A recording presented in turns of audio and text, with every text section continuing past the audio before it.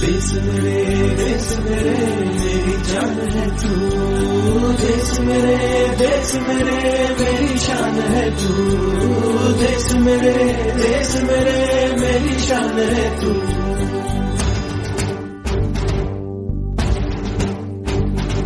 मिटाने से नहीं मिटते।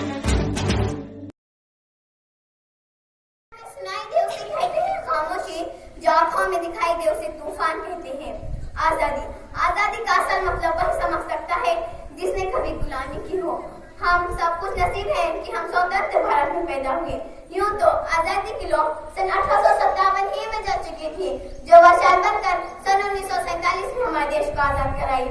आजादी से पहले जब हम फिरंगियों की चुंगल में फंस गए थे तो रंग दे बसंती चोला की एक आवाज पर टोली की टोलियां उड़ाती थी और वंदे मातरम के नारों से खून में आने वाला 5-5 डिग्री का तूफान अंग्रेजी शासकों की जड़ों में तूफान ला देता था। लोग मर जाते थे, मिट जाते थे, फांसी चढ़ जाते थे, क्योंकि ये उस दौर की देशभक्ति की कसौटी थी। उसके बाद 62, 65, 71 की जंगों में अपना सुहाग गवा देने वाली औरत जब घर के हालात ये हो जाया करते थे कि प्यार भी भरपूर गया, मांग का सिंदूर गया, नन्ही नहोनी हालों की लंगोटियां चली गई, छोटी छोटी बेटियों की छोटियां चली गई, बाप की कमाई गई, भाई की पढ़ाई गई, ऐसा एक धमाका हुआ पता ही चला नहीं, पूरे जिस्म की कई बोटियां चली गई। और आपके लिए तो एक आदमी मरा है साहब, मेरे घर की तो रोटियां चली गई, मेरे घर की तो रोटियां चली गई।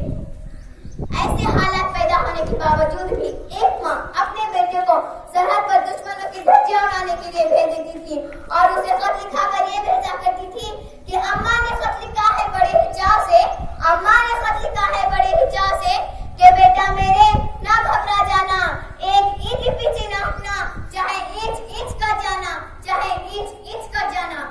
इस तरह पूरा परिवार अपनी देशभक्ति साबित कर रहा होता था।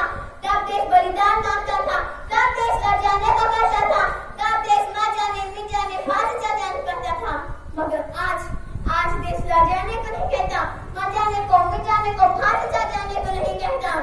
मैं इसलिए करना चाहूंगी उन नौजवानों को जो सरहद पर दिन रात हमारी हिफाजत के लिए खड़े रहते हैं, और इस देश की पुलिस, प्रशासन और किसानों को।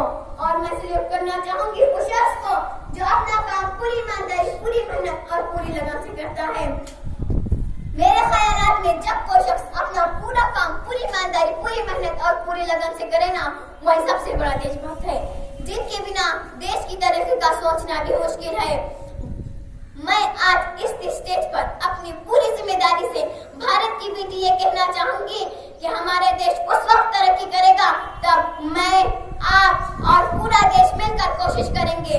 देश की जिम्मेदारी नहीं है कि वो हमें आगे ले जाए, बल्कि हमारी जिम्मेदारी है कि हम देश को आगे ले जाए। बस इतनी सी बात का गुरूर है मुझे कि ये भारत मेरा है, ये भारत मेरा है, ये भारत मेरा है। ना हिंदू की जरूरत है, ना मुसलमान की जरूरत है, ना हिंदू की जरूरत है, ना मुसलमान की जरूरत है। देशभक्ति के लिए सिर्फ एक अच्छे इंसान की जरूरत है। आखिर में मैं एक शेर अर्ज करके अपनी जगह लेना चाहूंगी। मेरा भारत महान था, महान है, महान रहेगा। मेरा भारत महान था, महान है, महान रहेगा। होगा हौसला सबके दिलों में